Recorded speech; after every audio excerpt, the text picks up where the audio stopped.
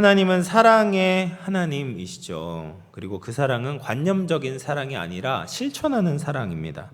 그리고 하나님의 사랑은 적당한 사랑이 아니라 모든 것을 다 주시는 사랑이십니다.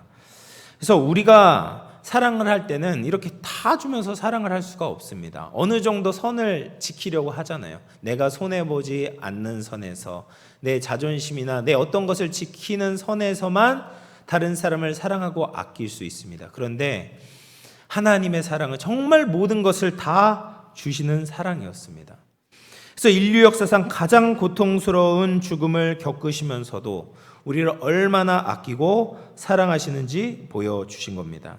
그래서 예수님께서 이 십자가의 고통을 겪으신 이유도 단 하나, 우리를 사랑하셨기 때문에 이 십자가의 고통을 겪으셨다라는 거죠.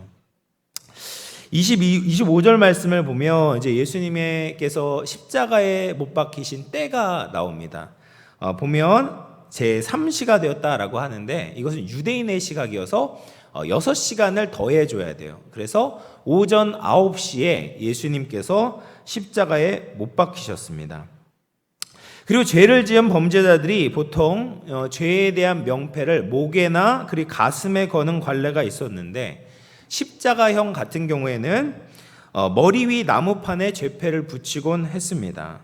근데 예수님의 죄패에는 그 제목이 유대인의 왕이다라고 쓰여져 있었어요. 그래서 본문 말씀에 이제 병행 본문 요한복음을 보면 이렇게 이야기를 합니다. 요한복음 19장 21절 말씀 보시면 유대인의 대제사장들이 빌라도에게 이르되 유대인의 왕이라 쓰지 말고 자칭 유대인의 왕이라 쓰라 하니 빌라도가 대답하되 내가 쓸 것을 썼다 하니라 라고 말합니다. 그래서 유대인의 대제사장들은 자칭이란 말을 추가했으면 좋겠는 거예요. 그냥 유대인의 왕이라고 하면 우리들도 저 사람을 따랐던 것처럼 추종했던 것처럼 보일 수 있으니까 자칭 아무도 따르지 않았는데 혼자서 유대인의 왕이라고 주장한 것처럼 그 제목을 써달라. 근데 빌라도가 하나님의 섭리 안에서 그것을 거절하게 되는 겁니다. 그래서 이 죄패를 보면 표면적으로는 예수님께서 정치범이라는 죄목을 가지셨던 것처럼 보이지만 사실 예수님을 믿는 사람들에게 있어서는 예수님께서 정말 진정한 왕이시다라는 것을 선포하는 죄패가 되었던 겁니다. 그리고 심지어 이 죄패는 히브리어, 헬라어, 로마어로 적혀져 있었어요. 이것은 모든 사람들에게 예수님께서 유대인의 왕, 모든 믿는 자의 왕이 되신다는 것이 증거되어질 것을 암시하고 있는 것입니다. 그렇게 예수님께서 이제 십자가에 달려 돌아가셨을 때 옆에 강도 둘이 있었습니다. 누가복음에 보면 이제 오늘 본문 말씀 그거 안 나오지만 이 좌우에 달린 이 십자가에 달린 강도 한편에서는 한편 강도는 예수님을 믿고 오늘 네가 나와 낙원에 있으리라라는 약속을 받지만 또 한 사람은 예수님에 대해서 조롱하고 버림받게 되는 것입니다. 이것은 우리의 상황을 보여주는 것이죠. 우리는 다 죄인입니다. 그런데 예수님께서 우리 죄인 한복판에 들어오셨어요.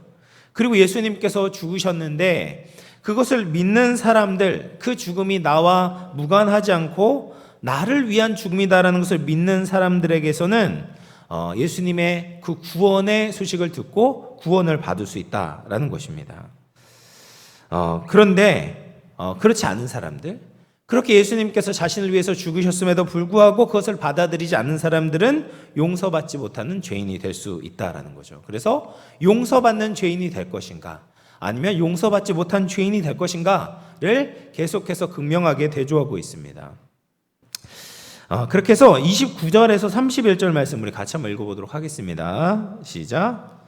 지나가는 자들은 자기 머리를 흔들며 예수를 모욕하여 이르되 아하 성전을 헐고 사흘에 짓는다는 자여 내가 너를 구원하여 십자가에서 내려오라 하고 그와 같이 대제사장들도 서기관들과 함께 희롱하며 서로 말하되 그가 남은 구원하였으되 자기는 구원할 수 없도다. 그래서 지나가는 사람들이 예수님이 십자가에 달리신 것을 보고 조롱하는 것이 나옵니다. 그들은 한결같이 머리를 흔들면서 예수님을 경멸했어요. 예수님께서 능력이 없으면서 마치 대단한 능력을 가진 것처럼 사람들을 속였다라는 것입니다. 그러면서 예수님에 대해서 도발하는 것이 뭐냐면 네가 남은 구원했는데 너는 왜 구원 못하냐? 너 스스로 한번 내려와 봐라. 너 자신을 구원해 봐라 라고 하면서 예수님을 모욕하고 있는 겁니다. 예수님께서 얼마나 많은 기적을 행하셨습니까? 그리고 사람들을 얼마나 불쌍히 여기시고 긍휼을 베풀어 주시고 사랑을 베풀어 주셨습니까? 근데 그런 예수님의 능력과 정말 귀한 성품들을 보았지만 경험했지만 사람들이 지금 예수님을 조롱하고 모욕하고 있는 겁니다. 왜 예수님께서 십자가를 져야 했는지, 그리고 예수님께서 능력이 있음에도 불구하고 왜 십자가에서 내려오지 않았는지에 대해서 지금 사람들은 알지 못하고 있는 거예요. 그래서 고린도전서 1장 18절 말씀을 보면 이렇게 이야기를 합니다. 십자가의 도가 멸망하는 자들에게는 미련한 것이고 구원을 받는 우리에게는 하나님의 능력이라. 그러니까 예수님에 대한 믿음이 없는 사람들은요, 다 십자가를 보고 미련하다, 어리석다, 십자가를 보고 조롱하는 것입니다. 이해가 안 되는 거예요. 근데 예수님을 믿는 사람들에게는 그렇게 이야기를 할 수가 없는 겁니다. 예수님의 계획과 의도를 나의 것으로 믿는 사람들은 십자가를 조롱할 수가 없는 것이죠.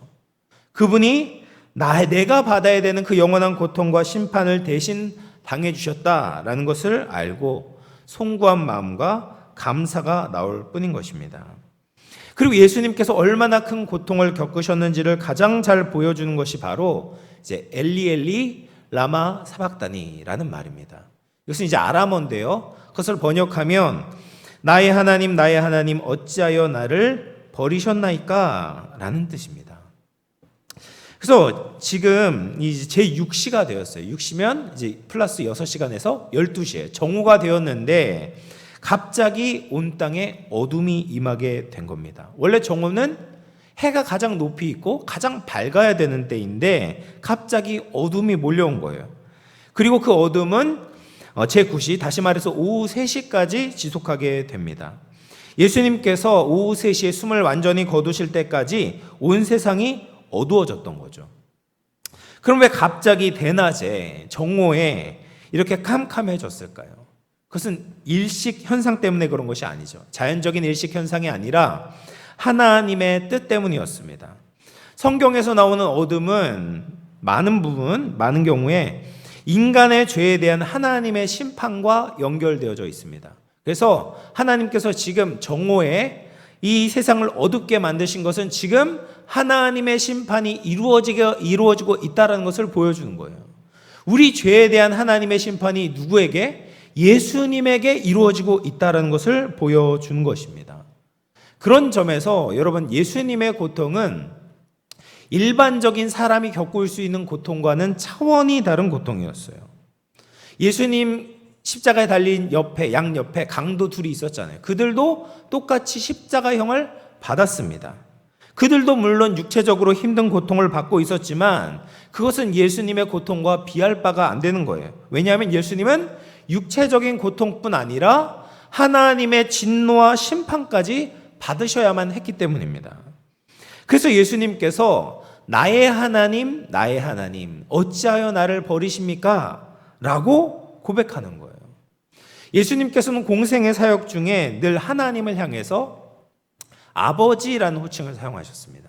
그래서 이 아버지라는 호칭 때문에 이 많은 이제 바리새인들, 서기관들에게 미움을 받았어요. 왜 하나님이 네 아버지냐? 너 진짜 아들도 아니잖아.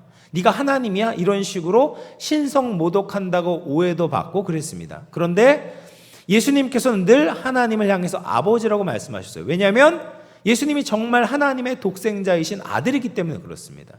그래서 아들이라고 부르는 것이 마땅하고 합당했던 것이죠.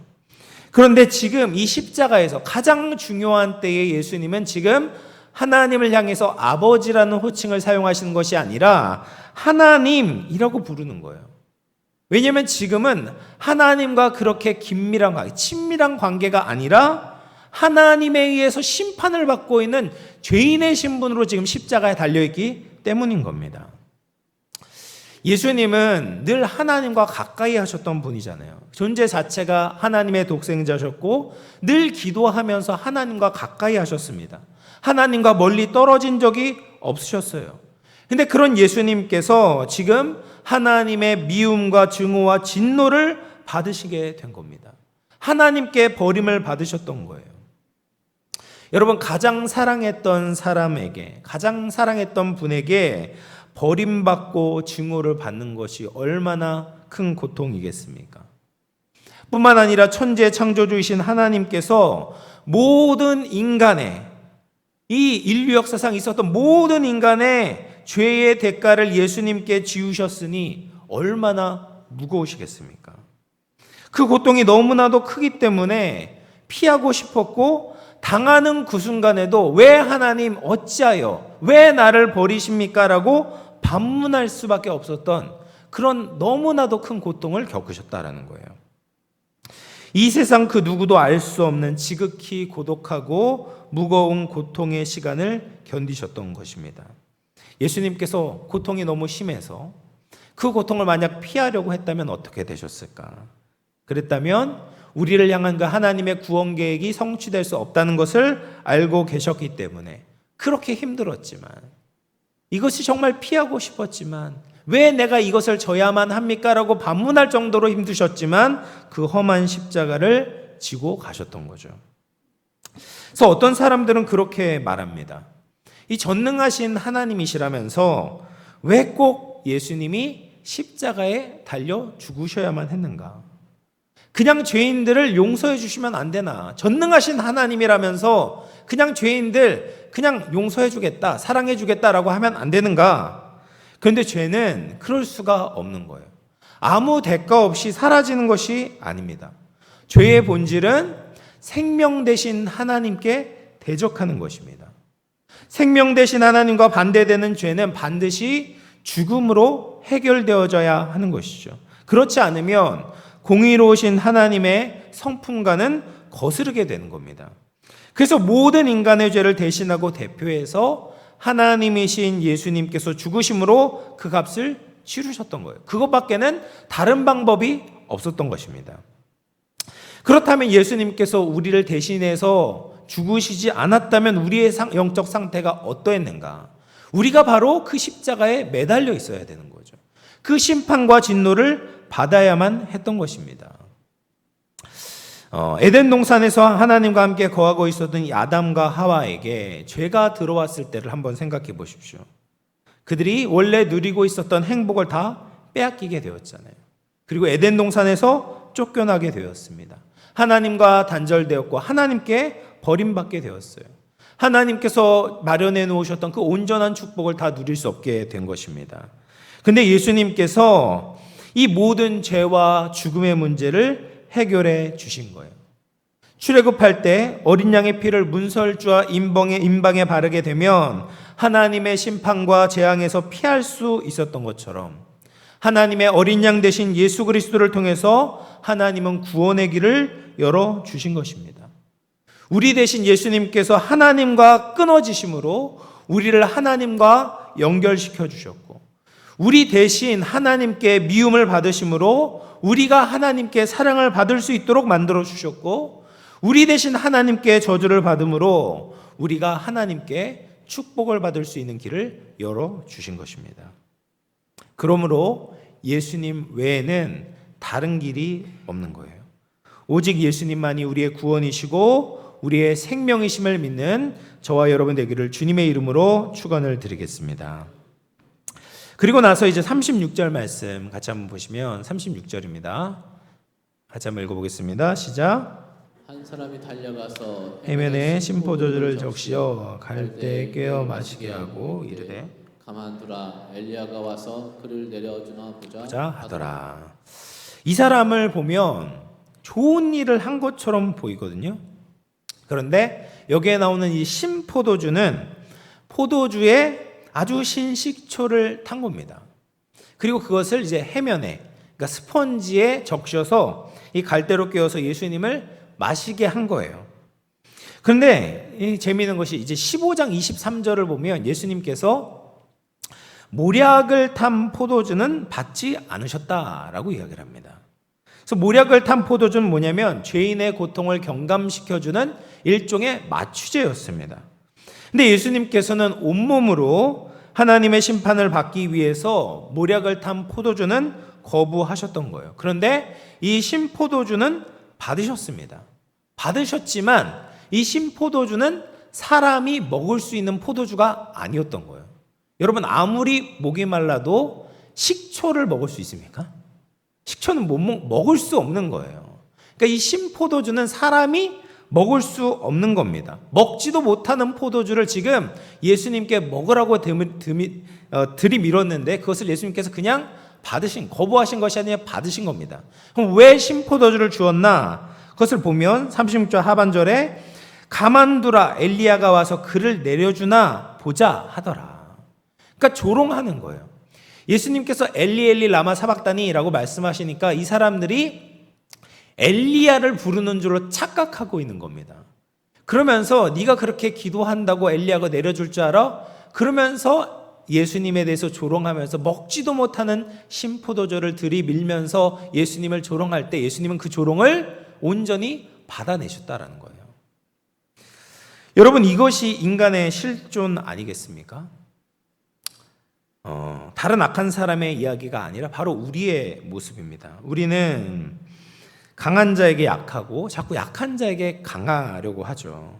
뿐만 아니라 진리를 구별해서 하나님의 뜻이 무엇인지 잘 깨닫고 순종하는데 너무나도 미약합니다. 그러므로 우리는 나는 괜찮은 사람이다, 나는 스스로 구원할 수 있다라고 자신할 수 없는 것입니다. 예수님을 따르지 않으면, 예수님의 길을 가지 않으면 이처럼 예수님이 아닌, 예수님과 같은 모습이 아닌 조롱과 냉소로 우리의 인생을 가득 채울 수밖에 없다라는 거예요. 그렇게 해서 이제 예수님께서 돌아가시고 나서 어떤 일이 있었냐면 38절 말씀 보시면 같이 한번 읽어보겠습니다. 시작.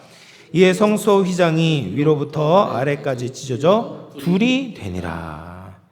예수님이 운명하시는 순간 성전에서 놀라운 일이 발생하게 되었습니다. 성소의 휘장이 위에서부터 아래로 찢어져 둘이 된 거예요. 예루살렘 성전에는 이 휘장이 두 개가 있었습니다. 성소로 들어갈 때 지나쳐야 되는 성소 입구에 있었던 휘장이 있었고요. 그리고 성소와 지성소 사이를 가르고 있는 휘장이 있었습니다. 그런데 여기서 언급하는 휘장은 성소와 지성소 사이, 지극히 거룩한 그 장소인 지성소를 구별하고 있었던 휘장이었어요. 이 성전의 지성소는 아무나 출입할 수 없게 휘장으로 가려두고 1년에 한 번 대속죄일에만 대제사장이 출입을 했습니다. 그런데 예수 그리스도께서 죽으심으로 지성소를 가리고 있던 휘장이 찢어지게 된 거예요. 예수님께서 자기 육체를 찢으심으로, 죽으심으로 이 굳게 닫혀져 있던 하나님께 나아가는 문을 열어두신 것입니다. 그것을 잘 보여주는 것이 이제 히브리서 10장 19절 20절 말씀입니다. 같이 한번 읽어보겠습니다. 시작. 그러므로 형제들아, 우리가 예수의 피를 힘입어 성소에 들어갈 담력을 얻었나니 그 길은 우리를 위하여 휘장 가운데로 열어놓으신 새로운 살 길이요 그 휘장은 곧 그의 육체니라. 그래서 예수님께서 운명하심으로, 소천하심으로 이제 우리는 예수 그리스도의 피를 힘입어서 그 거룩한 성소, 하나님이 계신 하나님의 임재의 성소로 나아갈 수 있게 되었다. 우리가 하나님을 아버지라고 부를 수 있게 된 특권을 가진 것도 예수님의 육체의 죽음, 십자가에 달려 죽으심으로 이 문을 여셨기 때문에 가능한 거죠.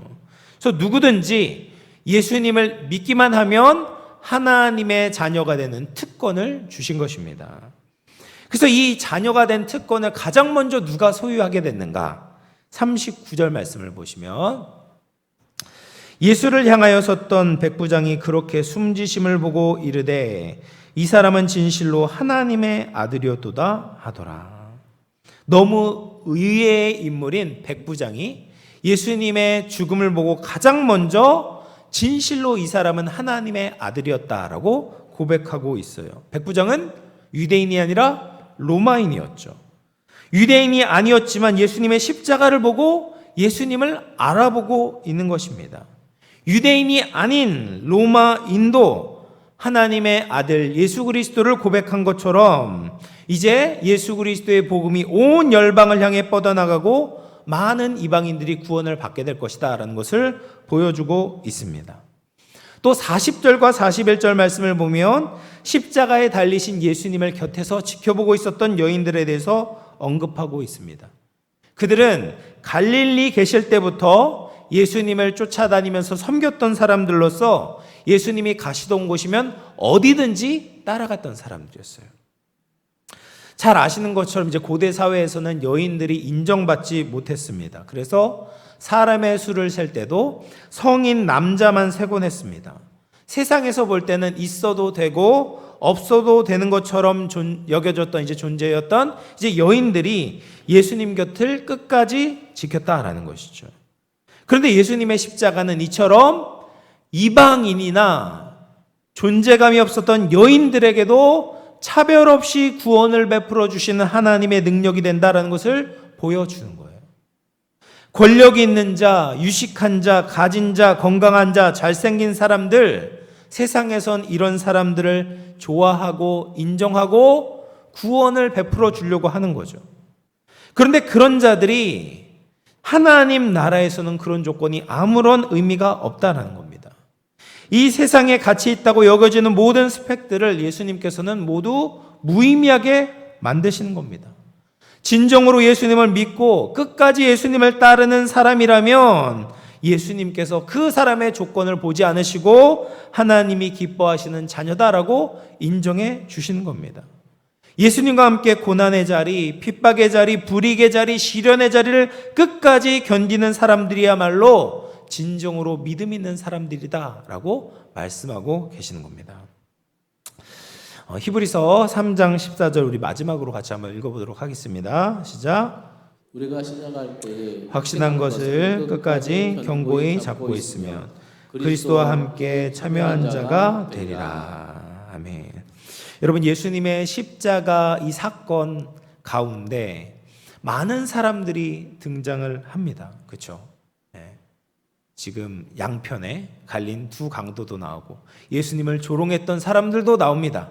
그런데 예수님의 십자가의 죽음을 목격하고 나서 믿고 끝까지 예수님을 붙잡았던 여인들도 나오고 예수님의 십자가의 죽음을 보고 이 사람이야말로 하나님의 아들이었다라고 고백하는 백부장도 나오는 거예요.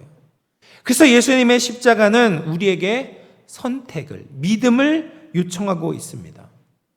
세상적으로 무력해 보이는 이 십자가, 이성적으로 따지면 이해할 수 없는 이 십자가, 그러나 하나님의 구원의 방법이고 하나님의 은혜인 이 십자가를 끝까지 붙드는 사람이 되라 라고 말씀하고 계십니다. 그러면 내가 어떤 사람이어도, 과거에 어떤 죄를 저질렀다고 해도, 세상 가운데 어떤 볼품 없고 가치 없는 사람이라고 여겨진다고 해도 그런 것들 다 하나님께서 덮어주시고 용서해 주시고 하나님의 독생자 안에서 하나님의 자녀로 새롭게 인정해 주시고 변화시켜 주시겠다라고 약속하고 계시는 겁니다. 사랑하는 성도 여러분, 이제 말씀을 마무리하도록 하겠습니다. 예수님을 따르고 믿을 때 눈앞에 이해 득실을 따져서는 안 됩니다. 예수님은 우리의 유일한 인생의 주인인 줄로 믿으시기를 바랍니다. 그 주인이 말씀하시는 대로 가는 겁니다. 예수님이 어디로 가든지 우리는 따라야 되고 예수님이 무엇을 명령하시든지 우리는 순종해야 합니다. 이것이 우리의 의무이고 성도의 본분입니다. 우리 아픔과 고통을 대신 감당하셨던 이 사랑이 풍성하신 예수님을 끝까지 놓지 않고 붙들므로 말미암아 주님의 기쁨이 되는 하나님의 사람들로 멋있게 정말 아름답게 자리매김할 수 있는 저와 여러분 될 수 있기를 주님의 이름으로 축원을 드리겠습니다. 기도하겠습니다.